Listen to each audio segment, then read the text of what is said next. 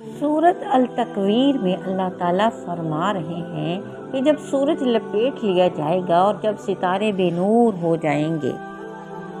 یعنی قیامت کے دن سورج اور چاند کی روشنی کو ختم کر دیا جائے گا،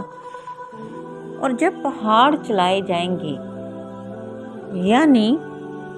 زمین کی کشش ثقل ختم ہو جائے گی اور پہاڑ دھنکی ہوئی روئی کی طرح ہو جائیں گے،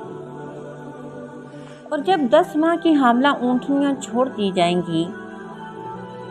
یعنی اونٹنی اس وقت عرب کے لوگوں کے لیے سب سے بڑی دولت سمجھی جاتی تھی،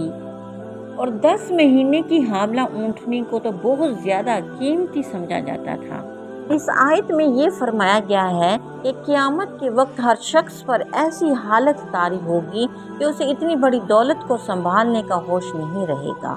اور جب وحشی جانور اکٹھے کیے جائیں گے، یعنی قیامت کے دن ہولناک منظر کو دیکھ کر سارے وحشی جانور بھی گھبراہٹ کے عالم میں اکٹھے ہو جائیں گے، اور جب سمندر بھڑکائے جائیں گے، اس کا مطلب ہے کہ پانی خشک ہو جائے گا اور اس میں آگ لگا دی جائے گی، اور جب جانیں جسموں سے ملا دی جائیں گی، یعنی ایک قسم کے لوگ ایک جگہ جمع کر دیے جائیں گے، کافر ایک جگہ، مومن ایک جگہ، نیک لوگ ایک جگہ اور بدکار ایک جگہ، اور جب زندہ گاڑی ہوئی لڑکی سے سوال کیا جائے گا کہ کس گناہ کی وجہ سے وہ قتل کی گئی،